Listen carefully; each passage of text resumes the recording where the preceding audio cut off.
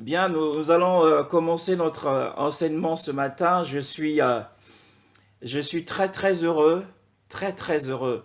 Alors, j'ai du mal à imaginer ce que sera lorsque nous serons dans le paradis. euh, je pense que nous passerons tout notre temps à rire. Nous serons tellement joyeux parce que la visitation que j'ai connue ce matin de la présence de Dieu m'a rendu tellement heureux que j'ai envie de rire et de rire encore. Et j'ai du mal à imaginer comment ça va être dans le paradis de Dieu. Hein. Merveilleux est le Seigneur et je lui rends toute la gloire pour sa fidélité. Et, et donc nous sommes ce matin dans notre étude de l'Apocalypse. Merci pour votre présence, pour votre amour pour la vérité et votre désir, votre soif de connaître Christ, de connaître la parole de Dieu, d'être formé au sujet de la parole de Dieu. Et je pense bien évidemment au frère Dive qui est présent, qui a aussi ce désir de formation, le frère Esaïe, le frère Clé, qui doit avoir un empêchement ce matin, la sœur Dani, la sœur Carole et bien d'autres bien-aimés qui n'ont pas pu être là ce matin. Et nous allons donc poursuivre notre enseignement sur le livre de l'Apocalypse au chapitre 1. Et c'est un livre merveilleux, Et nous l'avons dit précédemment qu'il y a deux livres dans la Bible que Satan combat fermement. C'est le livre de la Genèse, parce que dans le livre de la Genèse, il a été maudit. Et il fait tourner ce livre en dérision, en faisant croire que ce livre est un mythe. Et beaucoup de philosophes disent même que ce livre est mythique, ça n'a aucune réalité concrète. Et il y a le livre de l'Apocalypse, parce que le livre de l'Apocalypse nous parle de sa destinée finale, où il sera jeté dans les temps de feu et de soufre. Et donc ce sont des livres que Satan hait le plus, il a de la haine contre ces deux livres.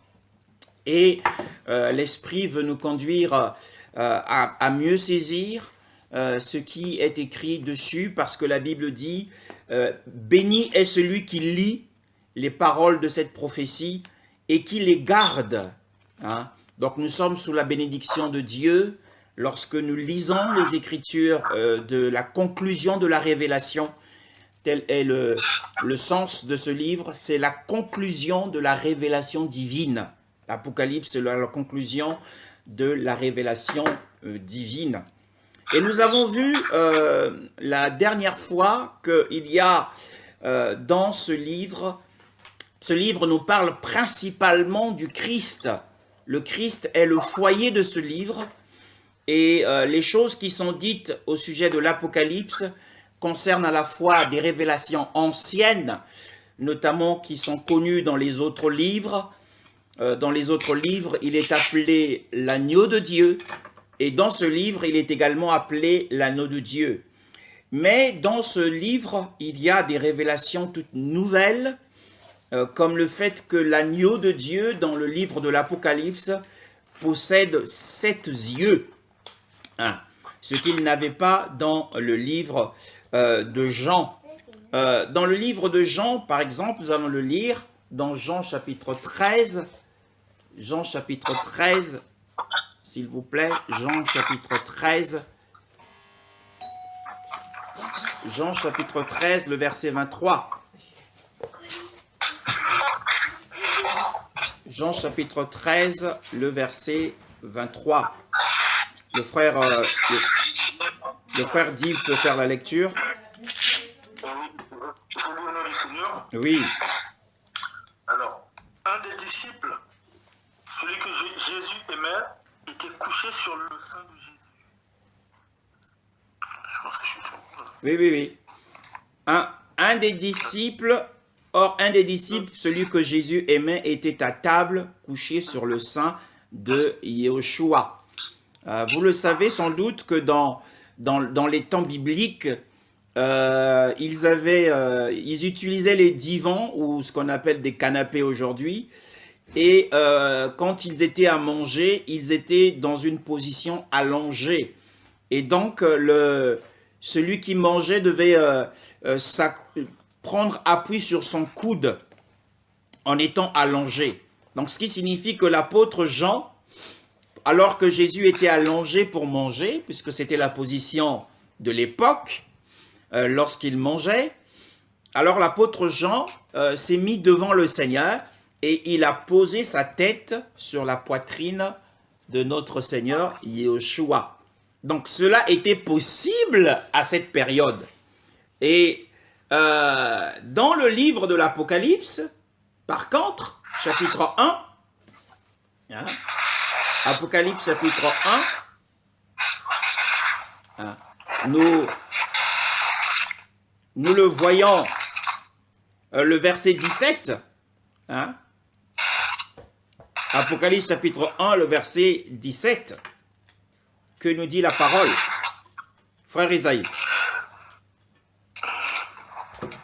La parole dit, et quand je le vis, je tombai à ses pieds comme mort. Et il posa sa main droite sur moi en me disant, n'aie pas peur. Je suis le premier et le dernier et je vis. Amen. J'ai été mort. Voilà. Donc, on voit la différence du Christ des évangiles et le Christ de l'Apocalypse. Hein? Ici, il n'était plus possible à l'apôtre Jean de poser sa tête sur le sein de Yeshua. Parce que dès qu'il l'a vu, il est tombé comme mort. Hein? Le Christ Yeshua dans l'Apocalypse est différent. C'est une révélation nouvelle. Et donc là, le livre de l'Apocalypse possède des choses anciennes et des choses nouvelles. C'est ce qui constitue la particularité de ce livre. Des choses qui ne se trouvent dans aucun autre livre, pas dans les autres épîtres. On ne trouve une telle scène où, en voyant Yeshua, on tombait comme mort. Hein? Et donc, ce matin, le Seigneur voudrait que nous puissions non seulement parler de lui en tant que foyer, en tant que centre de ce livre, mais tenir compte de quelque chose qui nous paraît intéressant. C'est lorsque nous avons dit, premièrement, que révélation de Yeshua Mashiach, qu'Elohim lui-même a donné pour montrer à ses esclaves les choses qui doivent arriver avec promptitude, et il a fait connaître par l'envoi de son ange à Yohanan, son esclave, lequel a rendu témoignage de la parole d'Elohim et du témoignage de Yeshua Mashiach, tout ce qu'il a vu. Béni est celui qui lit et ceux qui entendent les paroles de cette prophétie et qui gardent les choses qui sont écrites, car le temps est proche. Nous l'avons dit que la révélation de Yeshua Mashiach, que Elohim lui a donnée, et cela c'est une scène qui s'est produite dans Apocalypse chapitre 5, lorsque l'ange a lancé le défi, disant qu'il était qualifié pour prendre le livre, le regarder et le rompre. Hein. C'est là qu'il a reçu en tant que fils de l'homme, eh bien, cette révélation qui concerne les choses qui doivent arriver dans ce monde ou sur la terre. Maintenant, le verset 4, tel est le sujet de notre entretien autour de la parole de Dieu ce matin. Le verset 4 jusqu'au verset 6. Le verset 4 jusqu'au verset 6.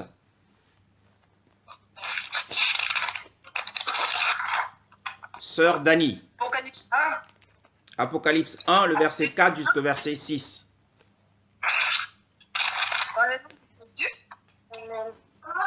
Jean aux 7 églises qui sont en Asie, que la grâce et la paix vous soient données de la part de celui qui est, qui était et qui vient, et de la part des 7 esprits qui sont devant son trône, et de la part de Jésus-Christ qui est le témoin fidèle, le premier-né d'entre les morts et le prince des rois de la terre, à lui, dis-je, qui nous a aimés et qui nous a lavés de nos péchés dans son sang et qui a fait de nous des rois et des prêtres pour Dieu, son Père. À lui soit la gloire, la force d'âge en âge.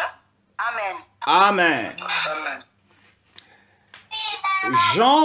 Jean se trouvait effectivement à l'île de Patmos. L'île de Patmos existe encore aujourd'hui. C'est dans la mer Égée. C'est une île grecque. Et à cette époque, nous sommes dans l'an 95 et entre l'an 95 et l'an 97. Les dernières années de l'empereur Domitien. L'empereur Domitien, c'est le dernier César des 12 Césars qui ont régné sur l'Empire romain. Et donc, Domitien a persécuté les chrétiens et il a banni l'apôtre Jean sur cette île pour des travaux dans les mines. Après l'avoir mis dans un fût rempli d'huile chaude, il n'a pas eu ce qu'il voulait. Il pensait qu'il allait mourir, mais Jean n'est pas mort. Et le Seigneur l'a sauvegardé miraculeusement. Et pour en finir avec lui, il l'a jeté dans une île qui est appelée l'île de Patmos pour des travaux. L'empereur Domitien. Mais l'empereur qui a le plus persécuté les saints, les chrétiens, c'est l'empereur Néron.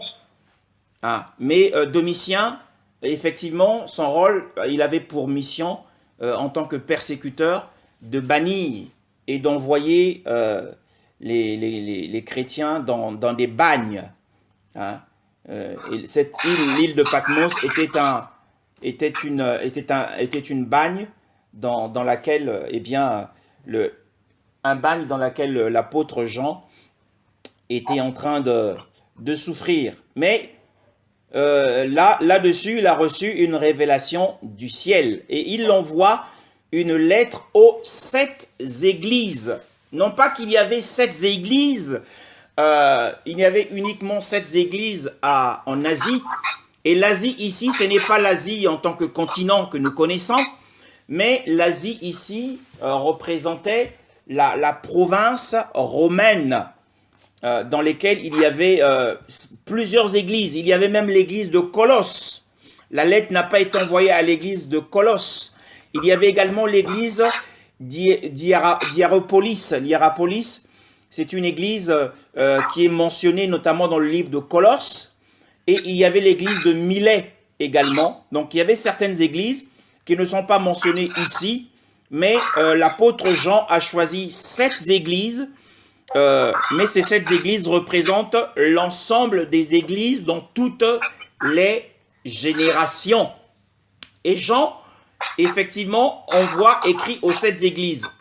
Et la parole qu'il dit au début, il dit « à vous, grâce et paix ». Grâce et paix de la part de celui qui est, qui était et qui vient. Et de la part des 7 esprits qui sont devant son trône, et de la part de Yeshua, Mashiach, le témoin fidèle, le premier-né d'entre les morts, et le souverain ou le chef des rois de la terre, à celui qui nous a aimés et qui nous a lavés de nos péchés dans son sang, et qui a fait de nous des rois et des prêtres pour Elohim, son Père. À lui soit la gloire et la force souveraine d'âge en âge. Amen. Amen.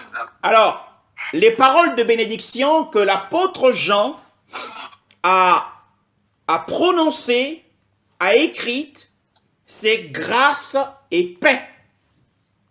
Alors, si nous nous amusons à parcourir toutes les épîtres de la Nouvelle Alliance, vous le ferez chez vous, vous regarderez toutes les épîtres de la Nouvelle Alliance, en commençant par le livre de Romains, Galates, Philippiens et tous les autres livres, vous verrez que cette formule était également utilisée comme mot d'introduction, comme formule d'introduction, afin de bénir les églises, la grâce et la paix. La grâce est venue par notre Seigneur Yeshua. Et la grâce, c'est quoi? Eh bien, la grâce, c'est Dieu qui travaille pour l'homme. La loi, c'est quoi? La loi, c'est l'homme qui travaille pour plaire à Dieu. Donc, Yeshua est venu pour nous apporter la grâce, c'est-à-dire c'est lui qui a fait tout à notre place. Et c'est pour cette raison que l'apôtre Paul pouvait dire, ce n'est plus moi qui vis, mais c'est Christ qui vit en moi. Alors, la grâce et la paix. La paix, c'est le sentiment intérieur et cette fraîcheur intérieure qui nous donne l'assurance que nous avons reçu la grâce de Dieu. La grâce de Dieu, c'est Christ lui-même. Christ est la grâce de Dieu en nous. Et nous avons cette assurance dans le cœur. La paix ici signifie l'assurance. Hein? La foi est une ferme assurance des choses qu'on espère et une démonstration de celles qu'on ne voit pas. L'assurance de la foi, c'est la paix. Lorsque vous entreprenez quelque chose, et si vous avez la paix, croyez-moi que vous allez être sûr de vous.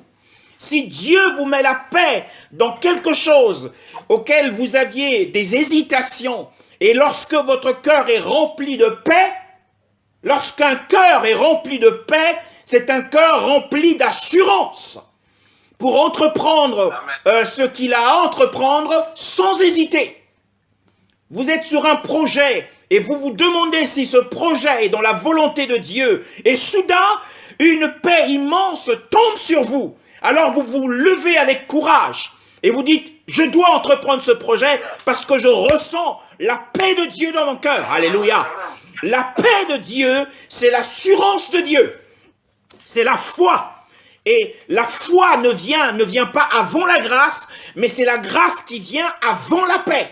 Et la grâce, ce n'est autre que Jésus-Christ lui-même. Il a apporté la grâce, mais c'est lui qui travaille en nous, qui travaille dans chaque chrétien, nous transformant notre personnalité pour qu'elle soit semblable à celle de Christ lui-même. À vous, dit-il, grâce et paix. Alors, dans les épîtres, bien-aimés dans le Seigneur, dans la plupart des épîtres de la Nouvelle Alliance ou du Nouveau Testament, et nous avons, que ce soit l'apôtre Paul, que ce soit l'apôtre Pierre, ils se mettent tous d'accord en disant à chaque fois grâce et paix de la part du Père et de notre Seigneur Jésus-Christ. À chaque fois, il est fait mention du Père et il est fait mention de Jésus-Christ. Vous lirez cela, c'est juste les tout premiers versets de chaque épître. Vous lirez chaque épître, le tout premier verset, le deuxième verset de chaque épître. Vous verrez qu'il est fait mention de grâce et paix de la part du Père et de Jésus-Christ. Alléluia. Mais l'apôtre Jean, dans le livre de l'Apocalypse, nous dit à Ioanna, aux 7 assemblées qui sont en Asie, à vous grâce et paix de la part de celui qui est, qui était et qui vient, et de la part des 7 esprits qui sont devant son trône, et de la part de Yeshua à Mashiach. Je ne sais pas si comme moi, vous voyez quelque chose de particulier, mais moi je vois quelque chose de particulier. Et tous ceux qui écouteront ce message, certainement verront quelque chose de particulier dans cette présentation, cette introduction et dans cette bénédiction qui est accordée aux 7 églises. Eh bien, premièrement, nous allons lire dans l'évangile de Matthieu, Évangile de Matthieu au chapitre 28, le verset 18. Évangile de Matthieu, au chapitre 28, le verset 18. Amen. Amen. Jésus s'approcha et leur dit, tout pouvoir m'a été donné dans le ciel et sur la terre. Allez donc, faites de toutes les nations les disciples, baptisez-les au nom du Père, du Fils et du Saint-Esprit. Et enseignez... Jésus s'étant approché, leur parla ainsi. Oui. Tout pouvoir m'a été donné dans le ciel et sur la terre. Amen. Le verset 19. Allez, faites de toutes les nations des disciples, les baptisant au nom du Père, du Fils et du Saint-Esprit. Amen. Amen. Alors, après que le Seigneur soit ressuscité d'entre les morts, il a demandé à rencontrer ses disciples sur la montagne qu'il leur avait désignée. Et là, il a eu une réunion avec eux. Et au moment de s'en aller, il leur dit, toute autorité m'a été donnée dans le ciel et sur la terre. Allez donc avec cette même autorité et faites de toutes les nations des disciples, dit-il, les baptisant dans le nom, il dit le nom du Père, ensuite c'est quoi? Du Fils et du Saint-Esprit. Du Saint-Esprit. Alors, il y a un ordre qui est donné ici. Il y a le Père, il y a le Fils et il y a le Saint-Esprit. Le Seigneur lui-même, en donnant ses paroles, a donné cet ordre aux disciples avec autorité. Il dit, avec l'autorité qui m'a été confiée, je vous donne l'ordre d'aller et de baptiser dans le nom. Il parle d'un nom. Or, le nom, quand on parle d'un nom, par exemple, je veux dire, je voudrais appeler un frère, le frère Dive, par exemple. Je dis frère Dive. Quand j'appelle le frère Dive, c'est que dans ma tête, j'ai dans la pensée de voir le frère Dive, de voir la personne du frère Dive. Parce que en appelant son nom, je fais allusion à la personne du frère. Donc, les baptisant dans le nom du Père, dans le nom du Fils et dans le nom du Saint-Esprit, le Seigneur veut simplement nous dire que nous sommes baptisés dans la personne de Dieu lui-même. Alléluia. Amen. Nous sommes baptisés dans la personne de Dieu lui-même. La notion et le principe dans ce passage, c'est le principe de l'existence et de l'être de Dieu lui-même.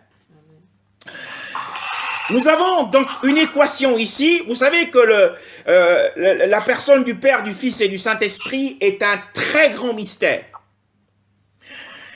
Dans la personne du Père, du Fils et du Saint-Esprit, l'ordre est donné par le Seigneur lui-même.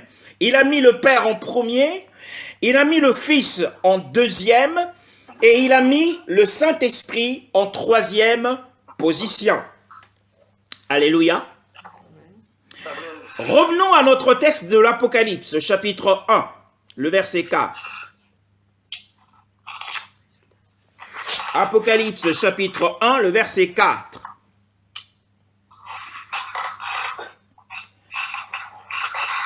Alors, le frère Esaïe va lire le verset 4 jusqu'au verset 5.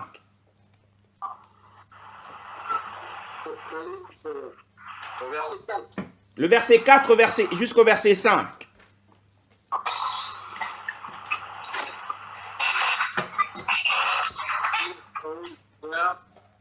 Yohanan possède des églises qui sont en Asie.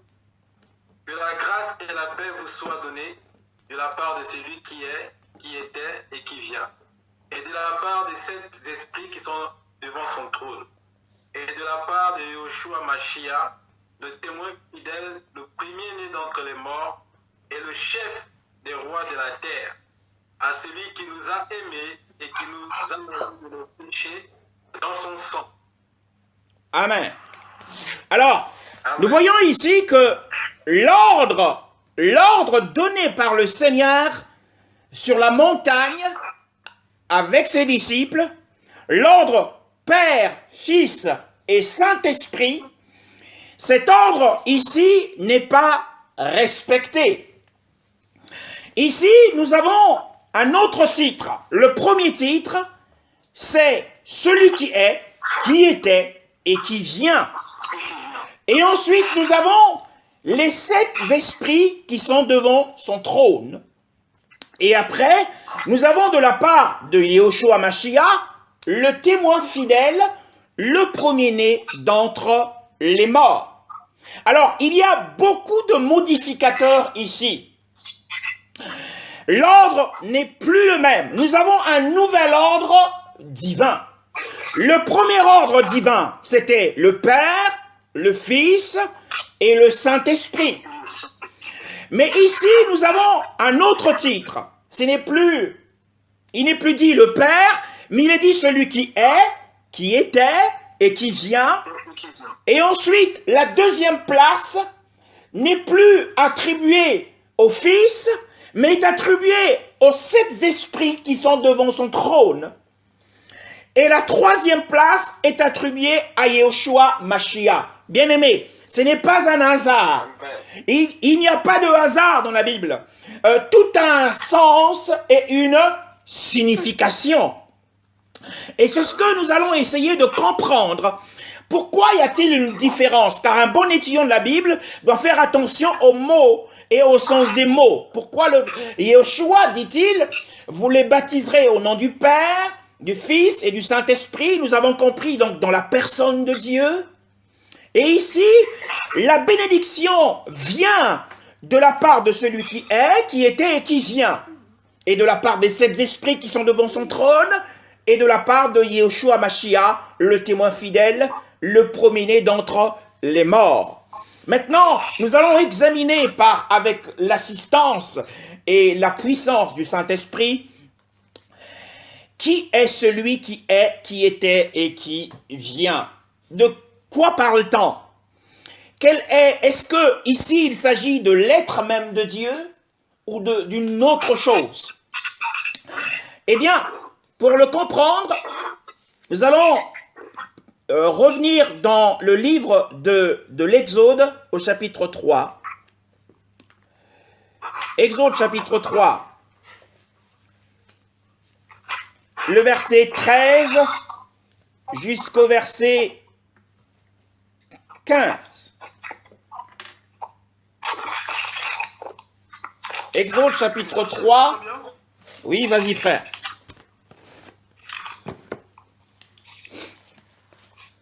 Exode chapitre 3. Le chapitre 3, le verset 13 jusqu'au verset 15.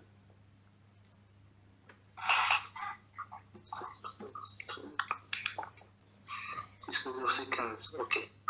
Alors je lis au nom du Seigneur. Moïse dit à Dieu, j'irai donc vers les enfants d'Israël et je leur dirai, le Dieu de vos pères m'envoie vers vous. Mais s'ils me demandent quel est son nom, que leur répondrai-je? Dieu dit à Moïse, je suis celui qui suis.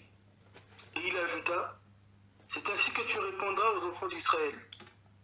Celui qui s'appelle Je suis m'a envoyé vers vous.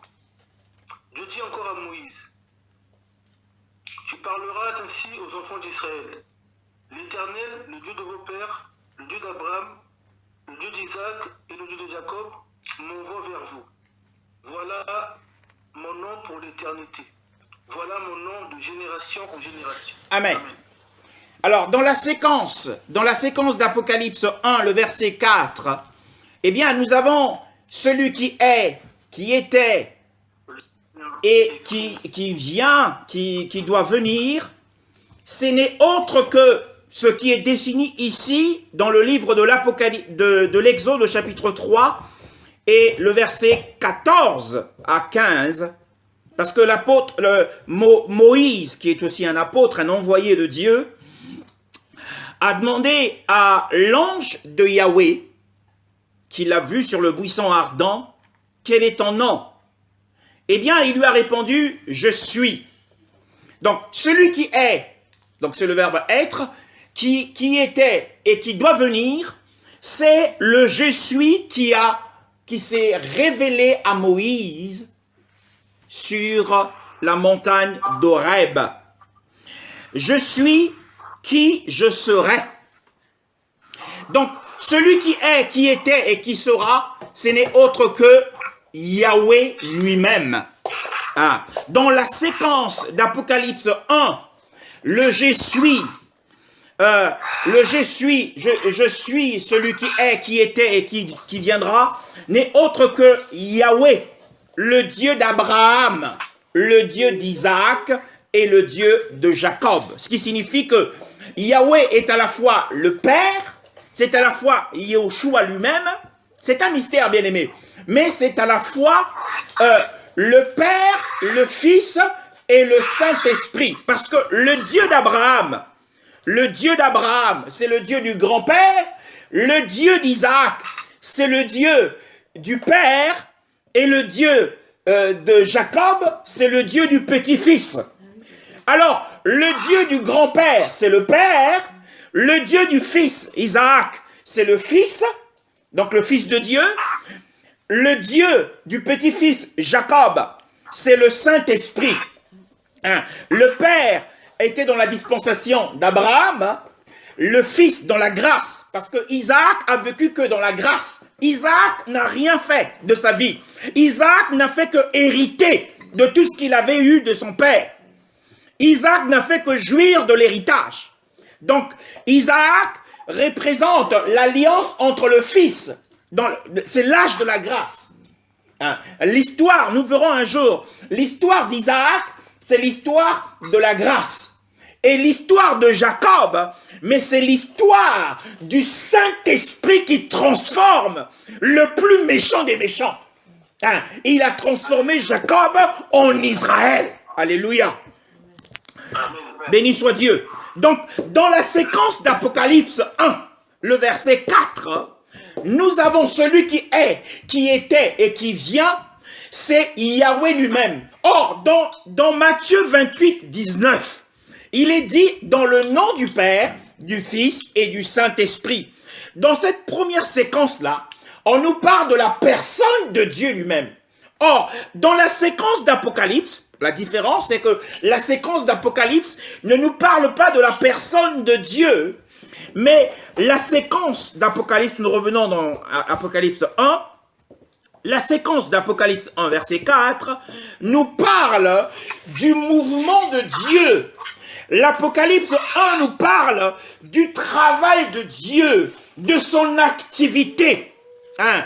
L'activité de Dieu, le mouvement de Dieu, l'action de Dieu.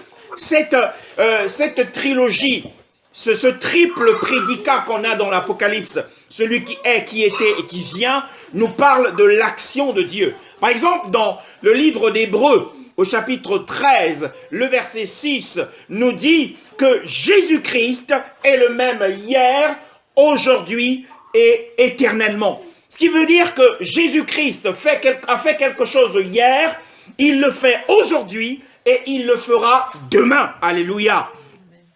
Donc, lorsque la Bible nous dit « celui qui est, qui était et qui vient », nous parle de son action aujourd'hui, de son travail aujourd'hui, et du travail qu'il a fait hier, et du travail qu'il fera demain. Alléluia.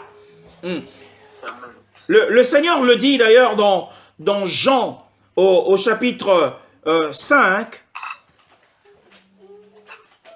Jean chapitre 5.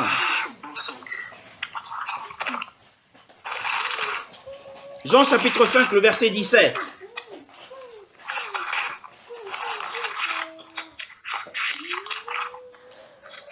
Jean chapitre 5, le verset 17. Jean chapitre 5, verset 17. Oui. Mais Yeshua répondit, mon Père travaille jusqu'à présent et moi aussi je travaille. Alléluia. Dans le baptême, c'est dans la personne du Seigneur. Nous avons la personne de Dieu. Mais la séquence d'Apocalypse nous parle du travail de Dieu. celui qui est, qui était et qui vient. Et Dieu, au moment où Yeshua était dans l'œuvre de la rédemption, donc par son incarnation, eh bien le Père était également en train de travailler. Il dit, mon Père travaille jusqu'à présent, moi aussi je travaille. Alléluia. Donc le Père n'a pas changé. Le Père est le même hier, aujourd'hui et demain quand il viendra. Donc la séquence d'Apocalypse 4, nous allons revenir sur ce texte, nous parle du travail de Dieu. Donc le je suis, c'est à la fois Yahweh lui-même et Yahweh c'est Christ. Parce que Yeshua le dit d'ailleurs dans Jean chapitre 8, le verset 58. Hein? C'est un verset que nous connaissons tous. On va le lire pour la compréhension. Hein? Jean chapitre 8, le verset 58. Jean chapitre 8, le verset 58. Hein? Jean chapitre 8. Verset 58.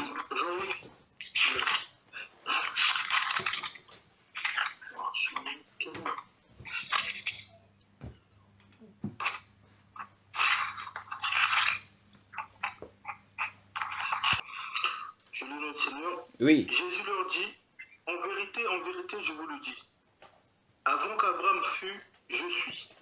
Amen. Voilà. Donc le je suis qui est apparu à Moïse, quand Moïse dit quel est ton nom, tu lui dis je suis m'est apparu. Hein? C'est à la fois Yeshua, Christ, et c'est à la fois Yahweh. Christ c'est Yahweh. Donc c'est un mystère. Hein? Et c'est à la fois le Père. Béni soit le Seigneur. Parce que dans Ésaïe chapitre 9, il est dit, un enfant nous est né et un fils nous est donné, on l'appellera Père éternel. Alléluia. Yeshua est à la fois fils et à la fois Père éternel. Alléluia. Et donc, la séquence d'Apocalypse 1, le verset 4, eh bien, nous parle de l'activité de Dieu. Donc, dans l'activité de Dieu, le Père vient en premier, et ensuite nous avons la suite du verset de la part de, nous revenons dans Apocalypse 4, 1, verset 4, et de la part des 7 esprits qui sont devant son trône. Donc ici, les 7 esprits qui sont devant le trône. C'est quoi les 7 esprits qui sont devant le trône? Eh bien, c'est dans Apocalypse 4. Apocalypse 4 nous parle des 7 esprits qui sont devant le trône. Le verset 5. Amen. Amen. Du trône sortent des éclairs, des voix et des coups de tonnerre. Et devant lui brûlent 7 lampes ardentes qui sont les 7 esprits de Dieu. Amen. Amen. Alors, les 7 feux brûlent devant le trône, qui sont les 7 esprits de Dieu. Alors, dans notre concept naturel, on peut se dire, il y a sans doute 7 esprits. Mais non, il n'y a pas 7 esprits. Non, il n'y a pas 7 esprits. Éphésiens chapitre 4. Éphésiens, nous l'avons déjà étudié ensemble ici, Éphésiens chapitre 4, le verset 4. Éphésiens chapitre 4, le verset 4. Un seul corps et un seul esprit, comme aussi vous êtes appelés à une seule espérance par votre vocation. Amen. Donc la Bible nous dit clairement dans notre doctrine, il y a un seul esprit. Donc, mais il n'y a pas 7 esprits. Mais il y a un seul esprit. Donc c'est pour cette raison que la séquence ici, nous étions en train de dire, ne nous parle pas de la personne du Saint-Esprit. Pour mieux le comprendre, nous avons compris déjà que selon Éphésiens 4.4, il n'y a qu'un seul esprit. Zacharie, dans le livre des prophètes, Zacharie au chapitre 4, dans les prophètes, Zacharie au chapitre 4, le verset 2.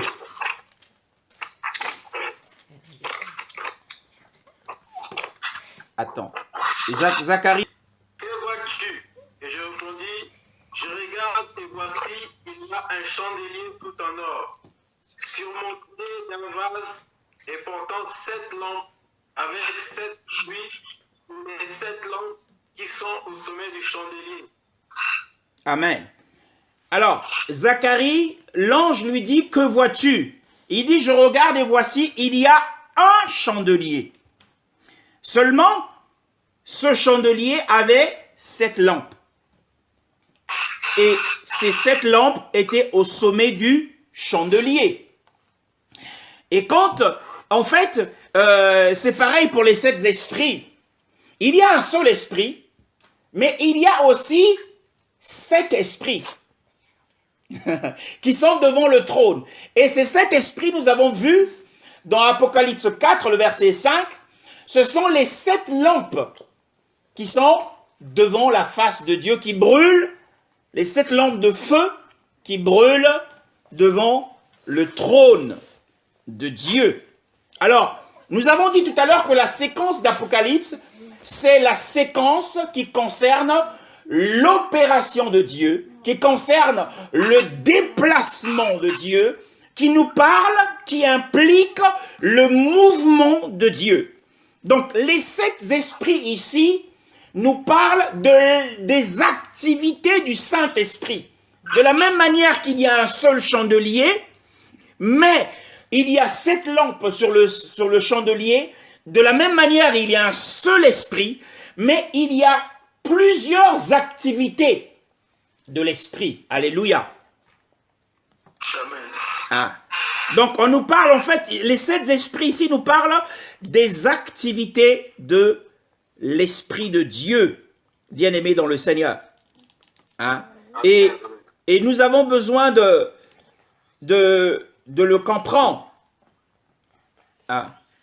Alors, pour mieux le comprendre, nous allons lire le livre de Daniel au chapitre 3. Nous allons comprendre pourquoi est-ce que la Bible fait mention de 7 esprits de Dieu.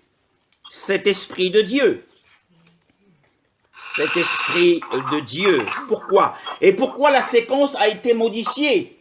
Pourquoi est-ce que l'apôtre Jean n'a pas mis de la part de celui qui est, qui était et qui vient, et de la part de Jésus-Christ, et ensuite des 7 esprits? Mais il a mis les 7 esprits à la 2e place, et classé à la 2e place, et le Yeshua Mashiach est classé à la 3e place. Il nous faut comprendre cela. Daniel chapitre 3.